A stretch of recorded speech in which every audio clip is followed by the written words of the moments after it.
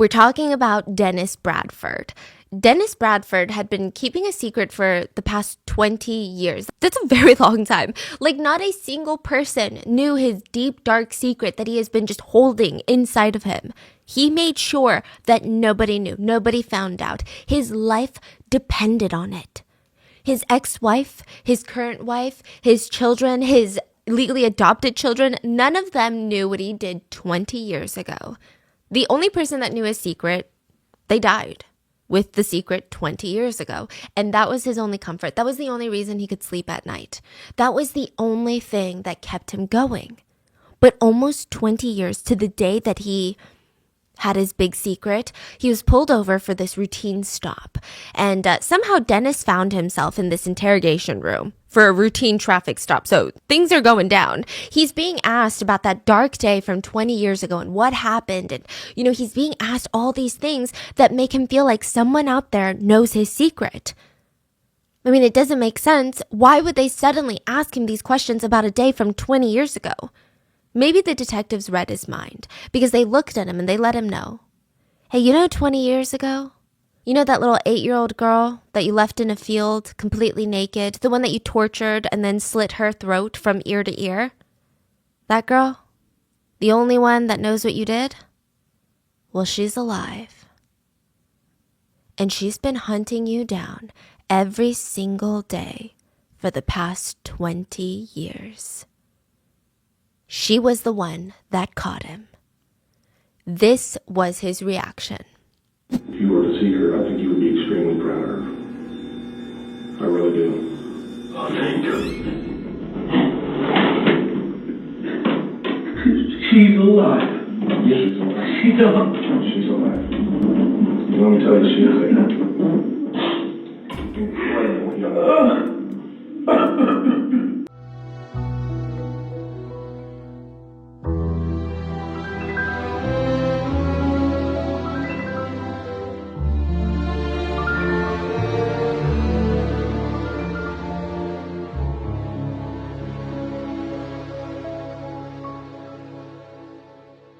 So let's talk about the incredible survivor story of Jennifer Schuett and Dennis Bradford's dark secrets, because he would have more than just this one secret that he's hiding. Now, as always, full show notes are available at rottenmangopodcast.com. But with that being said, let's get into the story. There were a group of kids that were gathered to play at the field. It was like the best type of field to play in. Do you remember playing in fields? No? Yes? You've never played in a field before? Okay. School field. Oh, no. This one's a bit different. Okay, so there is like a calculation on what the best type of field is. And when you're a kid, I used to love fields with long grass. What? I don't know. It's so much better than an empty flat field because you feel like you can hide better and it's just more of an adventure. You feel like you're in the jungle even though you're not. Serious? You're in like the suburbs. But I used to love like thin, kind of almost ticklish as you're running through it. It feels like an adventure. So that's what these girls are doing. They're probably between the ages of 6 and 10 years old. So, they're pretty young and they would all huddle around in a little center of the field and they decide who's it. They're like, you're it this time. You're going to be the one chasing all of us. And then all of them would just make a run for it. They would just web out into these different directions and just carelessly run through the field. They would turn their head back recklessly every so often just to see if that person is close to catching them. So they're screaming, shouting, giggling. They're not being quiet, but most importantly, they're being very, very carefree. They're kids. They're acting like kids. It's a beautiful thing. Now, one of the young girls was running so fast she could feel her hair just blowing in the wind and the grass was tickling her all through her sides. And she's looking back and she's laughing because she's getting ahead. And boom, she falls face first onto the ground. She had tripped on something. I guess due to the overgrown grass, she didn't see it earlier, but she turns to her left or her right to see what she tripped on. Maybe it's a giant tree branch, a discarded tire, who knows, a log. She looks down and sees that she had tripped on another girl. The foot of a naked 8-year-old girl who had her throat slit ear to ear, who had been left for dead. I mean, she was practically on her last breath. Oh my God. I mean, it's pretty disturbing to think about while these kids were playing. Jennifer, a child who's not that far in age from them, was barely holding on to life in that same field. I mean, she had been there for over 14 hours, paralyzed, in shock, losing blood, actively dying. And Jennifer had tried to move, for the past 14 hours, she tried to move. She tried to sit up or at least crane her neck to see where she was, but all she felt was stinging all over her body. She was frozen. She couldn't even roll over. It's like her body was still unconscious and her mind-body connection had been obliterated. She's trying her best to figure out where she is, but all she could do was move her eyes back and forth and scan the area. Even though she tried to scream, nothing came out. It's like one of those nightmares where you want to scream, nothing's pushing out, you feel this strange sensation. So Jennifer is able to force her right hand to her neck, to her throat, and it feels so weird. There was something thick and wet on her neck, and suddenly she felt pain. She lifts her hand in the air and she sees blood, like a whole lot of blood. Jennifer's arm went cold. I mean, it collapsed. She went cold again. I mean, all over her body, there was just wounds, tiny wounds everywhere. You know where she had been left in the field? Someone had discarded her on top of a fire ant hill. Oh my goodness. She was completely unclothed. There were hundreds and thousands of fire ants biting every single surface of her body that they could find. Jennifer had been tortured, assaulted, her throat had been slit, and left for dead on a fire ant hill. So Jennifer gets rushed to the hospital where police officers, doctors, nurses, her mother, everyone is telling her she's safe now. Everything's going to be okay now. And it wouldn't be for a while that they discovered that whoever did this, the monster that did this to her, was also a patient in that same hospital, the same time that she was there. Oh yeah, it gets really crazy. So let's start from the beginning. Jennifer says, when you're a kid, you think there are monsters in your closet. But when you become an adult, you realize the monsters are outside your window. And I think most adults out there do everything they can to protect these innocent little children for as long as they can. But sometimes these monsters find a way, like no matter how much you try to keep them out, they find a way in. That's probably one of the scariest things about becoming a parent, just protecting your children from the scary world. So Elaine, Jennifer's mom, was very nervous when she found out she was pregnant. It would just be her. She was going to be a single mom. It's a total mix of emotions. She's frightened, hesitant, excited, but also very, very lost. But once baby Jennifer was born, the two of them were like this. Okay, they're inseparable. I know it sounds like a cliche. Okay, I know it sounds like one of those she lit up the rooms, but I'm telling you, the two of them had this incredible bond. Think Gilmore Girls. Like it's just the two of them in this scary world. They only have each other. Most people said they were more like best friends than they were mom and daughter. They kind of had this perfect life going for them. They rented this ground floor apartment in a nice area in Texas, Dickinson. And it's a small town. It's basically known for faith family football, one of those towns. And at this point in time, Jennifer was on summer break. She just finished second grade. And even though she's excited that she's on break, she's also very excited to go back to the third grade. Jennifer said that she loved life. She loved school. She loved all of her school friends. She loved learning. This was the best time in her life. She was so carefree. She loved hanging out with all of her friends, but more importantly, she liked hanging out with her mom. So naturally, Jennifer liked to sleep in her mom's room, and she's 8, okay? She's got her own room, and her room is great. It's decorated all cute, but she just really likes sleeping with her mom, I think.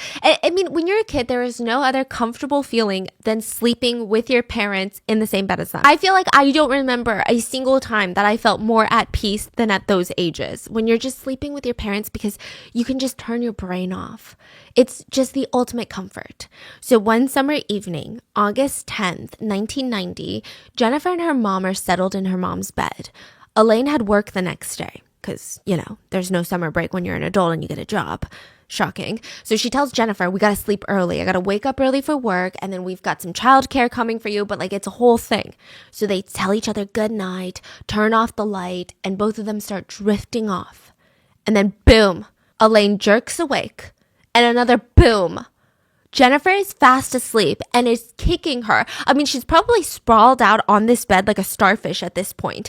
Elaine is getting bullied off of her own bed by her 8-year-old daughter, and she's got no room to sleep. She's trying to push Jennifer to the side, but Jennifer's not budging. So she gently wakes up Jennifer. Sweetie, I'm so sorry, but you're kicking me in your sleep and I've got work in the morning. Would you mind going to your own room tonight? Jennifer wakes up and says, because I love you, Mom, I will. I'll go to my own room. So she grabs her little pillow, and this is the exact conversation. She rolls out of her mom's bed and walks into her room, which her room has this twin bed next to the window, which is probably why Jennifer's mom didn't go to Jennifer's room herself. It's a small, like a kid bed, a twin bed. She's got a nightstand beside that with a globe on top of it. And it just looked like your average cute 8-year-old's room. So typically, if Jennifer sleeps in her own room, Elaine will go over there, tuck her into bed, read her a bedtime story. They do their I love yous, check under the bed for monsters, check in the closet for monsters, then finally turn off the light, and then Elaine would leave the room. But technically, they already did all of that. And since Jennifer was already sleepy, everyone just assumed that she would just go into her room and fall asleep again. But when Jennifer opens the door to her room, it's so dark. So she starts getting a little freaked out, okay? She flicks on the little light bulb lamp that she has, which sounds like just a light bulb, but it was actually a light bulb shaped lamp that had a light bulb inside. Yeah. So she liked to keep the light on because, she's 8 and monsters are scared of the light. So her version of monsters at this point are furry bears with claws. Like, think Monsters, Inc. She's not thinking people outside, people inside. She's thinking Monsters, Inc. She flicks on the light and she decides, I can't fall asleep right now, so I'm just going to go through my bedtime routine by myself. I'm going to pick a book from my shelf and start reading it in bed, and hopefully I'll fall asleep. That was the whole plan. She starts reading to fall asleep, and although the lamp was still on and bright, Jennifer drifts off into sleep in no time. She's like knocked out. Now, a couple of things to note. Her shades were not drawn, or they were not closed, so there was no curtain or shades or blinders that were blocking her window. Her light is on, and her window was open a crack to let in that nice summer Texas breeze. Jennifer had a nightmare. Or at least it felt like she was having a nightmare, okay? One where she was getting tossed around like a doll, and she opened her eyes expecting to be in bed still, but she looked up to see her body being moved by a man that she did not recognize. He was carrying her. He had one hand over her mouth and her nose, and he's booking it down the sidewalk. He's running full speed while she's being bopped around in his arms, and she's trying to hit him to make him stop and let go, but she's 8. This is a full-grown man. Jennifer was barely 4 feet. She weighed under 50 pounds. Yeah, this man overpowered her in every single physical aspect. But I think that's where some people underestimate children, okay? Jennifer was very, very sharp. Even while she was being smothered by this giant hand, she wanted to stay alert. So she's looking around and she thinks to herself, 2 doors, blue yucky paint. Wow. That was the car that this man threw her into. He gets in, locks the car doors, and within seconds, they were already on the road. He forces Jennifer to sit on his lap, and he had one hand on the wheel and another hand on her head to yank her head down anytime another car passed them. Jennifer was so terrified. She's just analyzing the situation, trying to find a way out, when finally the man speaks. It's okay. Everything's going to be okay. I'm an undercover police officer. A police officer? Jennifer felt a little bit better because at the time, this is in the 90s, 1990. Most parents, most teachers tell their children, if you get lost and can't find your parents, what do? You find the police. I mean, there was ultimate trust in the police at the time. There was ultimate trust for the general public, for doctors, teachers. There was no concept of don't listen to these authority figures because they might not be good people. So Jennifer's confused. I mean, what is going on? I'm supposed to trust this guy. I want to believe him, but there is just something so off about him. He doesn't feel like a police officer. So she tells him, well, can I see your gun and badge then? I don't have my gun or badge with me right now. What? Jennifer was confused, but she looks up, and right at that moment, she sees that they're driving past her grandparents' house. So Elaine's parents' house, they live nearby. And she's eagerly telling him, oh, that's my grandparents, like, you should drop me off here. You need to drop me off because they can help me. If you're a police officer and you took me because I'm in danger, you need to drop me off with my grandparents. He didn't stop driving. And Jennifer realized if he was a police officer, surely he would have taken her to a trusted family member's house, right? This is the moment that Jennifer started to believe that she was being kidnapped. But she didn't just panic. She was quick on her feet. She remembered looking at him and repeating in her head, glasses, mustache, yucky hair, scar on face. Suddenly, the car stops moving and Jennifer pops her head up and she sees that the stranger pulled into the parking lot of her elementary school. Did he know it was her school? Did he pull into the lot by chance? I don't know. But he tells her, and it's very strange, he tells her, look out the window at the moon. When the moon changes colors, your mom will meet us here to pick you up. Mind you, Jennifer has never seen the colors of the moon change before, so what is he even saying? She tries to stay hopeful, though, and she stares out the window, just waiting for the headlights to approach. But they never approach. I mean, it felt like an eternity that she's waiting for her mom. Later, it's suspected that he was using this time to psych himself up for what he was about to do next. He kept offering her to eat some candy, but Jennifer knew better. She's like, no way, absolutely not. A stranger giving me candy? Nope. And she starts trying to think of a way out because it was clear to her that there's no headlights coming. Her mom's not coming. This man's not a police officer. And even if he was, that would have been scarier. She realized she was in extreme, serious danger. He starts driving the car again, and he goes down this gravel road while he tells her, well, your mom's not coming. Jennifer's trying to self-soothe because while this is happening, she has no idea what's going on. She doesn't even know what this man would want with an 8-year-old little girl. She tries not to panic, and she makes it her mission to just remember everything. She remembers seeing cigarettes, Marlboros, the red and gold ones, empty beer cans, bottles. She remembers all of this. And then finally, the car turns off, and the man pulls her out into this overgrown field with tall grass. He lunges for her throat and holds a knife up to it. Am I scaring you, little girl? Am I scaring you? She said he dropped the knife and started choking her over and over and over again. She was completely blacked out, and when she came to, he would choke her again and she would black out, and it felt like he was trying to kill her. It didn't even feel like he was just trying to strangle her, but he was full on trying to snap her neck. That's how she felt. She lost consciousness again, and during these times we later find out that she was brutally assaulted. And the next thing that she felt was her body being dragged through the field by her ankles. She was barely able to stay awake at this point, let alone even fight back or even move or talk. She felt him drop her legs and walk off. He had already slit her throat at this point. His car door slammed and he drove off, just leaving her in the field for dead.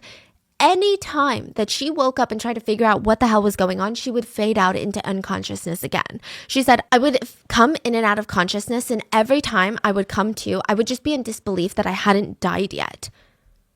Now, before she knew it, the sun was rising, and it's the next day already. Jennifer could feel all of these little stings and nips all over her little body, and she felt these things crawling and biting her, and she tries screaming for help. But that's when she discovers that big gaping wound, basically a hole in her neck. Her hand was covered in blood. Anytime she tried to hold her neck together, whether from shock or pain or from loss of blood, she would just drift back into darkness. This kept happening all day long. So that's what she was doing all night long, into the morning, then all day long, until early evening rolls around. And this time, she could hear passing cars on the road. She tried to turn her head to see if she could make out these cars, but all she saw was them driving past in the distance. She can't move, she can't scream. And at this point, she said she just felt exhausted.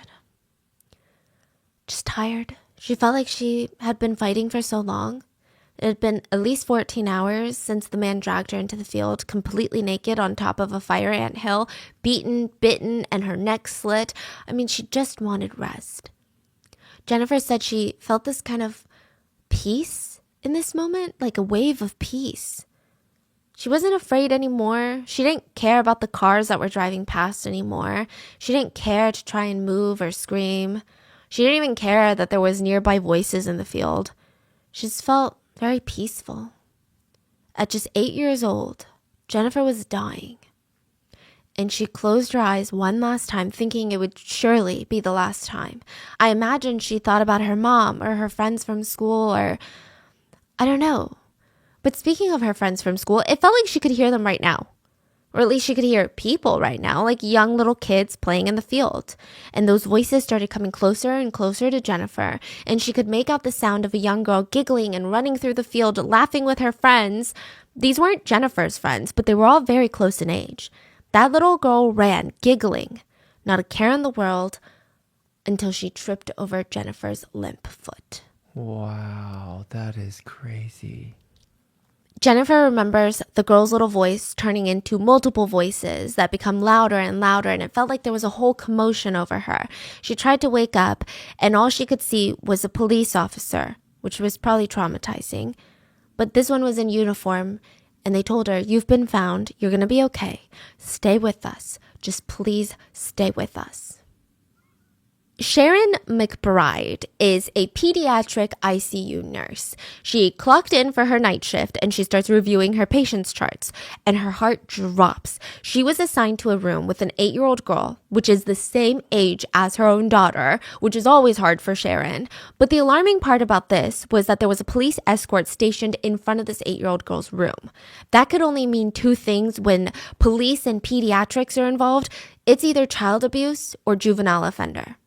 Sharon asks around and she gets filled in on what happened and decides it is her mission for however long it takes to make sure that Jennifer heals and gets out of this hospital stronger than before. The doctors and nurses informed Sharon that Jennifer was airlifted to the hospital via a helicopter, and everyone thought that she was going to die. Her chance of survival was slim to none, practically non-existent. Her skin was completely pale, drained of all color and blood. Her body was covered in ant bites. I mean, every single surface area of her body was bitten by fire ants. She had contusions that indicated that she had been beaten. And of course, doctors speculated SA because she was found unclothed in a field with intense scratches on her back. Jennifer was in and out of consciousness, and the only part of her body that she could control at the time were her eyes. She couldn't move. She couldn't speak. She has these piercing blue eyes that are beautiful, and she's staring at the doctors. She's so scared. I mean, the whites of her eyes were bloodshot to the point of being a thick, opaque color. So think just red and blue in her eye. And this is so heart-wrenching. But the doctors noticed that anytime a male doctor or a male nurse or any male staffer would come anywhere near, her eyes would widen and panic, reaffirming their belief that something horrendous had happened before she was left for dead. Her mom wasn't allowed in the room because they're performing life-saving treatments and they can't risk a parent intervening. So they need to focus all their attention on saving Jennifer. The hospital decides female doctors and nurses would be taking the lead when Jennifer is conscious, and they would be reassuring her that she was safe and nobody was going to hurt her. She's rushed into the OR and Jennifer was put to sleep once more, and they called this ENT specialist. So ENT, eyes, nose, throat, right? Or ears, nose, throat. And because Jennifer's trachea had been slashed in half. That's why she couldn't scream. I mean, it was a genuine miracle that this laceration on her neck missed all of the major blood vessels. If the knife had gone any deeper or had cut any wider, it would have resulted in practically instant death in that field because all the vital blood vessels in that neck, she would have bled out instantly. Wow. Yeah, the doctors work to ensure her airway is intact and that the bleeding has stopped. But it's not a day to celebrate. Like, it's not a good day. Every single medical professional in that OR knew that Jennifer would never be able to speak again. The trauma to her throat was so extensive, it slashed her voice box. Her vocal cords were slashed in half. There was just no way. So being caught up to speed, Sharon was adamant that she was going to do whatever it takes to make sure that Jennifer feels safe. Nurse Sharon. She's not going to allow anyone to re-traumatize this young girl. Sharon would slip into the room and watch Jennifer even when she slept. And she just could feel all these tears threatening to come out because all she can think about is her daughter at home. Like, who is doing this to someone this young? Sharon was a seasoned nurse, though. Whenever she was scared or emotional, she never let it show. She said standing there looking at Jennifer, the fact that this little 8-year-old girl had suffered something like this, horrendous trauma, my heart aches for her. What on earth was her life going to be like now? How was this going to affect the rest of her life? So no matter what Jennifer was doing, Sharon was always in her room. Even if she was sleeping, even if she was eating, Sharon literally never left her side. Jennifer's mom was also allowed to be there now, and she was beside herself with grief and anger. She had woken up the next morning to get ready for work. She slowly opened Jennifer's door, expecting her to still be fast asleep. But instead, her bed was empty, Jennifer was nowhere to be seen, and the window was wide open. She called 911 and she had not stopped searching for Jennifer until she got the call that she was in the hospital. And now, just like Nurse Sharon, she's not going to leave Jennifer's side. Sharon quickly becomes one of the first few people that Jennifer trusted. So Jennifer later said that she was very difficult to deal with in the hospital. She said, I had a lot of male doctors. I was scared of men now. And side note, the man who assaulted her told her he was a police officer, and she said, I learned in school that police were good. The man that hurt me said he was a police officer, and he hurt me really, really bad. So in my eyes, who's to say that these doctors can be trusted? Like, at that point, everyone was a suspect in my book. At one point, she even kicked one of the male doctors in the stomachs to get him away from her. And she was just in this constant state of fear and panic in the hospital, which is not good for your recovery. Now, just to clarify, in case I forgot to mention, Jennifer was able to move now after her operation. She was actually never paralyzed in a sense. It was just fear, pain, and trauma that prevented her from moving because her body went into ultimate survival mode. So she's like kicking these male doctors, which a lot of them were not offended. They just felt like it was good. It's improvement in her situation. It's her recovering. She's got strength. She's a fighter. Even just looking into the mirror, though, was traumatic for Jennifer. One of her uncles brought her this Tinkerbell makeup set as a gift while she was in the hospital, and that's how she saw herself for the first time. She saw blood vessels were bursting in the whites of her eyes, and she just said she felt so ugly. That little girl that she saw in the mirror, she's like, I don't know who that girl is. That's not me. I mean, it must have been so alienating and disorienting for her. Like, her reflection was a literal stranger. So Jennifer's mom and Nurse Sharon, they would be pivotal in catching whoever did this to Jennifer. This is in Dickinson, Texas. Like I said, very, very small community. The police are like, we need to catch who did this to Jennifer before everybody starts freaking the fork out. And we don't have much to go off of. So right now, we've got Jennifer's pajamas that were found in the field. We've got a blue men's t-shirt and a pair of men's underwear that was also discarded nearby in the field where Jennifer was found. But at this point in time, I know you're like looking at me like, that's amazing. That's all you need. In this point in time, DNA evidence was not specific enough to ID a suspect with such a small sample. Like DNA back then, you would need like a blood sample. You would need like a genuine sample. So these things, they would be kept in evidence, but there's nothing that can be tested that could tell them anything. So it's pertinent to the police that they catch whoever did this because there is a danger out there to children. The police also had no leads, no potential suspects, no witnesses. The only thing the police had was Jennifer, and there was a lot of concern about talking to Jennifer about what had happened to her. First of all, she's 8, and this could easily re-traumatize her.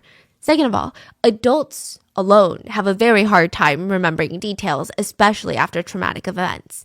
How could they expect an 8-year-old to remember? And third, she was very, very scared of people right now, especially men. And this is a small town in Texas. Majority of the police force were men. And fourth, she couldn't speak or make noise, so she could just blink or once or twice to say yes or no, and she could either write on a sketch pad. But Jennifer, yes, she's smarter than I would ever be, even at just 8 years old, but she does have like the reading comprehension and the writing skills of a second grader, which is to be expected. So they come up with this system where the police would ask Jennifer's mom and Nurse Sharon all these questions that they want Jennifer to answer. They would go in with a sketch pad and Jennifer would write down her answers. Her ability to recall traumatic memories and the fact that she was so observant is out of this world. I mean, these would all lead to be key circumstantial evidence later that would help with the arrest. 8-year-old Jennifer Schuett not only survived her abduction, but she remembered almost every single detail about the man who climbed into her bedroom window and kidnapped her. And her notes would forever be known as Jennifer's notes. She wrote in detail about what she wore that night, that she was asleep when she was grabbed, that he told her to shut up, that he was white, he had glasses, brown hair, totally green tattoos, black mustache, in his 30s maybe. She even drew a little sketch to show where the scars on his face were, and at the very last page she wrote, he said his name was Dennis. Wow. So during this process, Sharon, the nurse who was pivotal in helping Jennifer open up about these details, she was so impressed by Jennifer's memory, but also so devastated. She would say, "Thank you, Jennifer. That's really good. You did good." And then she would excuse herself, rush out of the room, down the hallway, into a break room. And when she was finally alone, she would lose it. I mean, she would just break down. After Jennifer's notes were completed, the authorities even brought in a female forensic artist. So she's like a composite sketch artist who's going to talk to Jennifer and start drawing the attacker. This was Jennifer's 4th day at the hospital. She's heavily medicated, in excruciating pain, reliving her trauma. But nevertheless, within an hour, they had their composite sketch of the suspect. It showed a man with dark hair, dark eyes, dark eyebrows, and a mustache and stubble all over his chin. He also had a scar on his face. They turn it into the police, and I think this is when Jennifer focuses all of her energy on just recovery now. Now, remember how the first responders said that there's no way she's going to survive? Well, she did. And remember how they said that she would never talk again? Mm-hmm. Well, she did. What? In the hospital, it all started with this tiny little noise, like a soft noise. And everyone just went quiet. Because they're like, is that coming from Jennifer? Slowly but surely, she started to talk. She had to relearn inflection and speech patterns, but all of it returned. I mean, her voice, her octaves, inflection, tone, all of it was restored. She was proof that the impossible was possible. Jennifer now jokes as an adult, and I haven't shut up since. Okay. But even though she's defying all these odds, okay, it's still very scary for her to go back to the normal world because her attacker is still out there somewhere. What if he comes back to finish the job? What if he comes back to make sure that she will never be able to talk about it again? Nobody would have blamed Jennifer if she wanted to move, if she never wanted to leave the house again, if she wanted to switch schools, move states. But she started 3rd grade at the same time all of her classmates did. Wow. Yeah. So she went straight back from summer break to school. Mm-hmm. And they didn't move? I think they moved apartments, but not towns. Wow. So Jennifer got closer and closer to how her life was, but the police are getting further and further from catching the attacker. Days turned into weeks, and you know how it goes. It was a cold case. Jennifer's an adult. She's no longer that 8-year-old girl. Which, side note, I know I'm making it out to be like, oh, Jennifer is so strong, which she is. Oh my gosh, she's so strong. But she also went through a lot. Like, this was not an easy road where she's like, okay, guys, I'm just going to go back to school now and be fine. She remembers being a child. She would lock herself into the bathroom for hours and just stare at the, quote, ugly long red scar on her neck. She felt like she did something to deserve this attack. She couldn't participate in PE classes anymore because of her airways. So she would have to go to the nurse's office and she would sit there while the rest of her friends played. She was scared of parking lots, of windows, of going to sleep, of the dark. She had anxiety, panic attacks, PTSD. Most nights, she would just sit up for hours at night just trying to calm herself to sleep. This is what an 8-year-old is going through while the case goes cold. The only news that she would hear periodically was that her case was being reassigned to a different officer. This is very bureaucratic. It's like a new officer comes in and they're like, oh, well, you get this case, and nothing really happens. And it's a pretty shitty and scary feeling knowing that the person who did this is still out there. But Jennifer, she's trying to move on. She starts working at a public library during college years. She had a really strong maternal instinct. Her title, everyone nicknamed her the children's librarian. Kids just gravitated towards her. They loved her. And she just wanted to have kids one day. That was her dream, to be a mom. So she falls in love with this man, Jonathan Martinez. The two of them get married, and Jonathan was like the man of her dreams, the one that she wanted to have children with and start a family with. He was like the biggest cheerleader. He knew everything that she went through to be who she is now. She had to learn to be less afraid of the dark, to sleep alone again. She had to unlearn her deep-rooted fear of men, like even doctors and police and men in her life that she could trust. She had to unlearn that fear. Everywhere she went, grocery store, park, anywhere, she would constantly scan all the men's faces looking for any familiarity. She said, it could have been our new neighbor, or someone at the post office, someone at the grocery store. I never knew. Is he watching us? Is he going to come back and finish me off? I never knew. This is what she would have to go through every day for the rest of her life. But Jonathan was helping her through it. Even when she was diagnosed with hydrosalpinx, I think. At just 25 years old, he was right there with her. So if you're wondering what that is, it's a condition where your fallopian tubes are blocked and they're filled with fluid. She was told by her doctors that it was due to complications as a result of the SA when she was 8. And because they're blocked and filled with fluid, she may never be able to conceive any children. The doctors told her, even with corrective surgery, your chances of becoming a mother naturally are slim to none.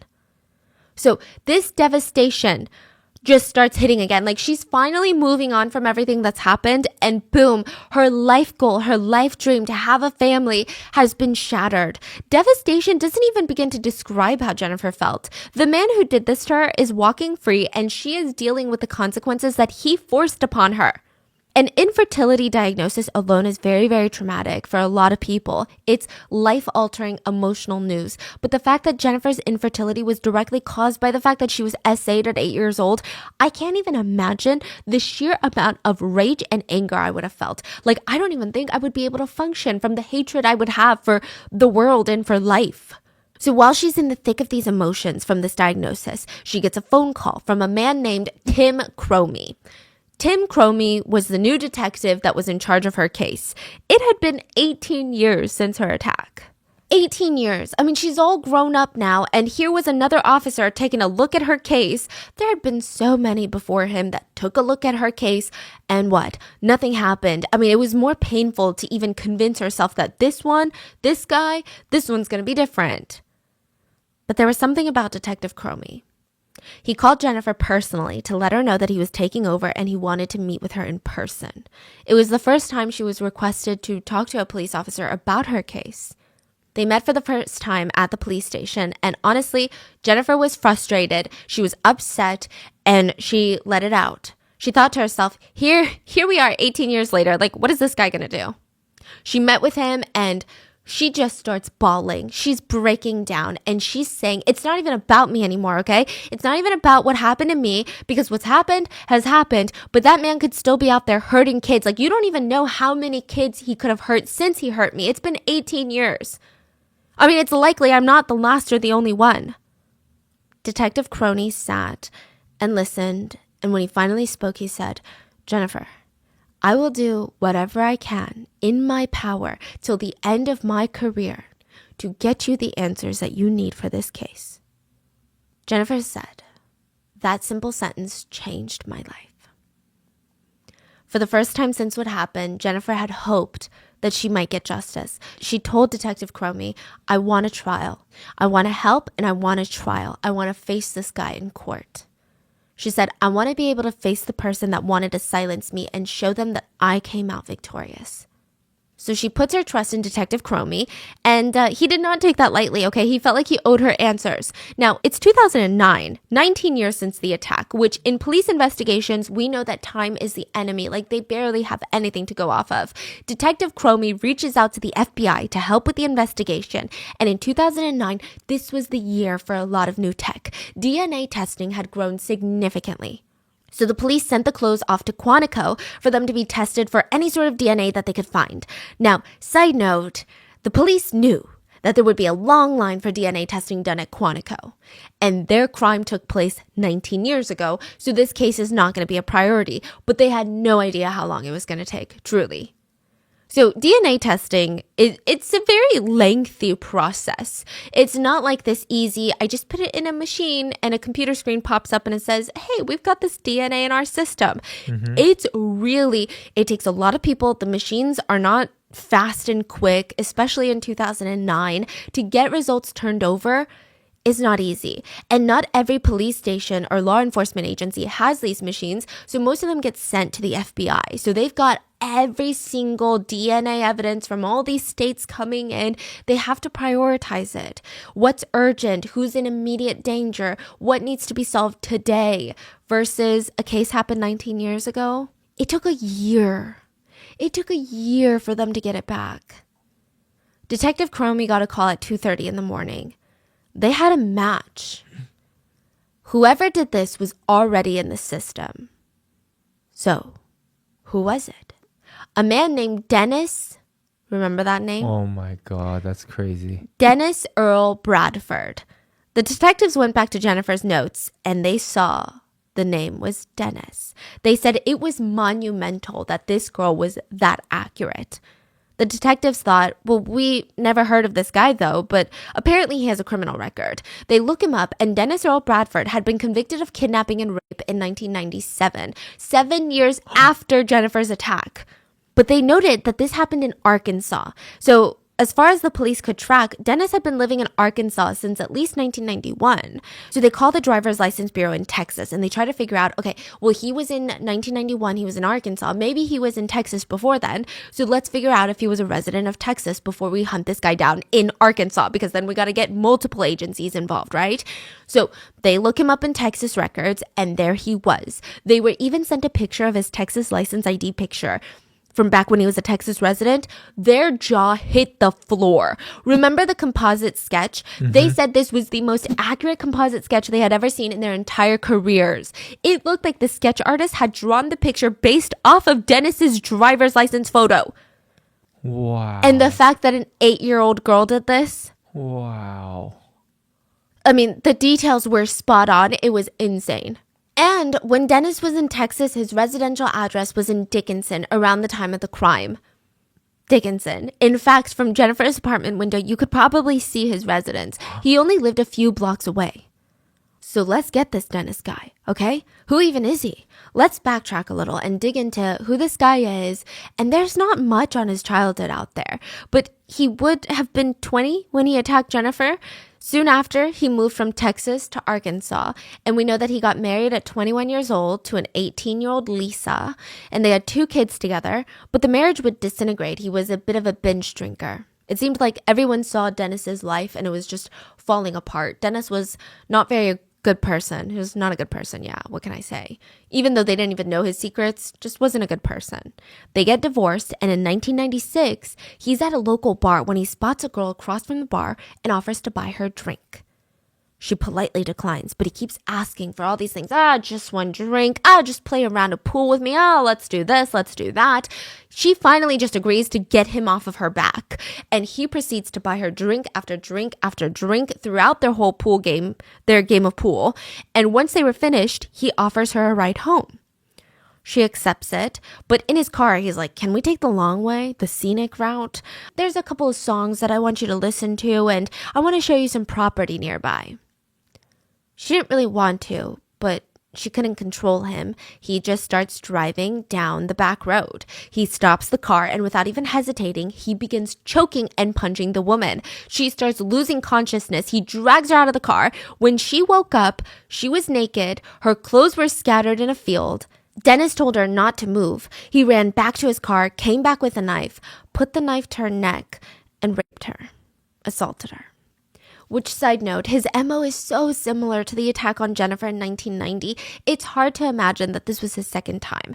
I suspect that there were other victims, and the fact that this victim said that he never hesitated, whereas with Jennifer it seemed like he was hesitating, is that him getting more and more comfortable with his crimes the more he commits them? Fortunately, he did not slit this woman's throat. She was able to flee and alert the police.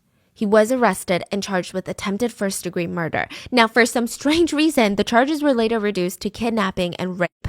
Now, side note, this is infuriating, but the jury, they were deadlocked on the sexual assault charge. How do you get deadlocked on that? How are you deadlocked when this man put his knife to her throat and then assaulted her? Like, how do you convict him of kidnapping, but then you're somehow confused? You're like, well, we don't know if he's that bad. I mean, what is there to be confused about? He was sentenced to 12 years and ordered to provide a DNA sample for the database. Arkansas correction records showed that he served less than 3 years in prison before he was released. He was paroled February of 2000. He was arrested the next year for drinking and driving. And in 2004, Dennis remarried a woman named Elizabeth. She had 3 children before marrying Dennis, and he legally adopted them, legally becoming their stepfather. Which scares me because, I mean, think about it. He's a father and a stepfather. Creepy. Now, from then on, we don't know what he was doing. We don't know if he had any other victims, but we do know that he was in North Little Rock when he was arrested during a routine traffic stop without incident. He was arrested by the Arkansas police, brought into the station where the Texas detectives were there to meet him. He was held without bail on the attempted murder charge. When Jennifer got that call that he was arrested, she said, "It was the most surreal moment of my life. It meant everything to me." When she went to the press conference a little bit after the initial arrest, she remembers how Detective Gromey and Agent Renison from the FBI came into the room and hugged me, and they whispered in my ear, "We told you we'd get him." And at that time, that was the single most amazing moment of my life. But they still had work to do.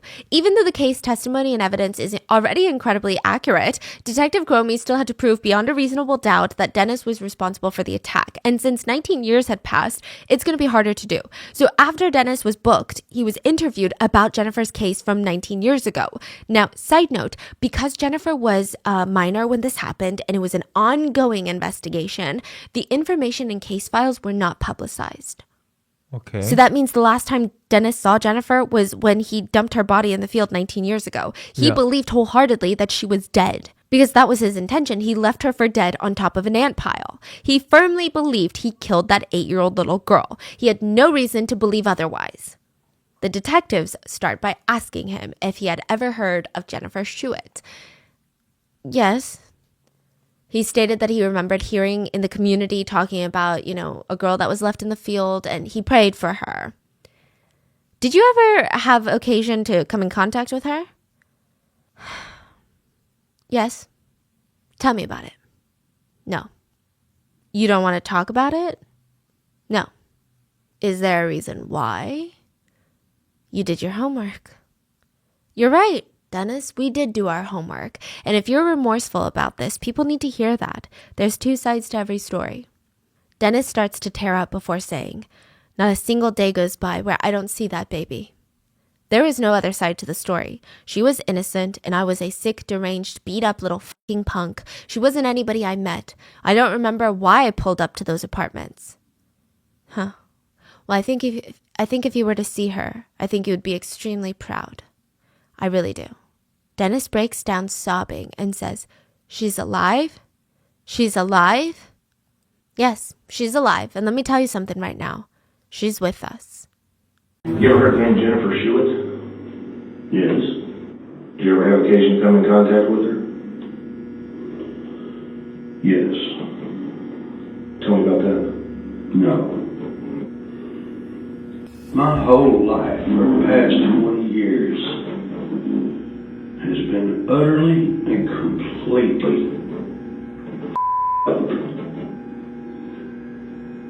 because of my mistake. If you were to see her, I think you would be extremely proud of her. I really do. Oh, thank you. She's alive. Yes, she's alive. She's alive. She's alive. Let me tell you, she is a incredible young woman. Well, you have no idea how hard I have prayed for that. I'm a firm believer of Christ, but I had no idea, because it wasn't but about 2 days later I ran, and I just took off. Dennis explains he was randomly driving around that night and pulled into a random lot, and he stated, "I walked over to the window. I remember it was open and I could see in it and the light was on. And I just want this to be over. And I'm sick and tired of looking over my shoulder and being afraid, so forgive me, Mom. I pulled that little girl out of that window and I put her in my car. She was freaking out and I told her, please don't worry, it's all right. I told that little girl that I was a police officer, that everything was going to be okay. And I pulled off into this little road and that little girl, she was so scared. I just lost it. I was like a savaged animal. I couldn't force myself to say it. And I can't force myself to say it right now. This has been haunting you your whole life, Dennis. Let's hear it.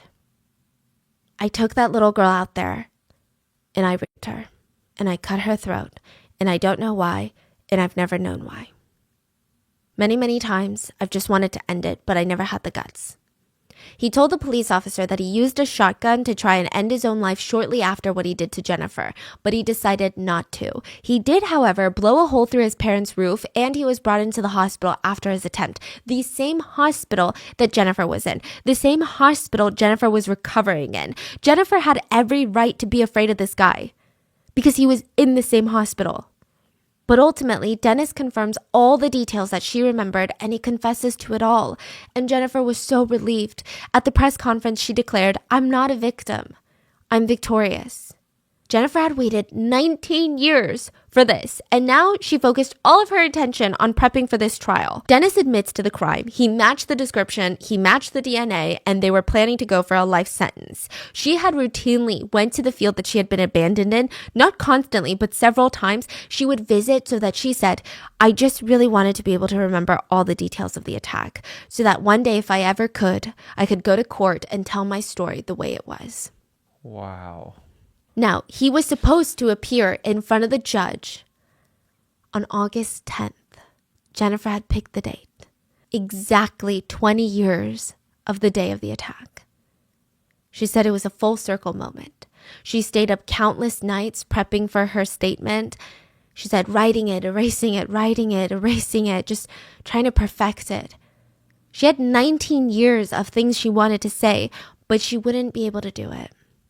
Or at least not the way she imagined. She gets a call from Detective Cromie, and her heart dropped. She already knew. Dennis had hanged himself in his jail cell after confessing. He made a noose from his bedding, and there was no signs of foul play. It was definitely suicide. So he died, 40 years old, May 10th, 2010. It's believed that Dennis was a serial predator to children and adults. He knew that his life was over the minute he was caught. More of his crimes would likely surface. He knew the things that other inmates would do to him if he spent the rest of his life in prison. So instead of taking these consequences, facing the consequences, he took the, quote, easy way out. Detective Cromie remembers this phone call. He said he'll never forget this phone call. He said, "There was just crying and screaming on the other end of the phone. She didn't want to believe it. The only thing I could do was just tell her I was sorry." Jennifer said, "The only thing I can describe is devastation. I felt like everything I had worked so hard for was just ripped away from me in an instant."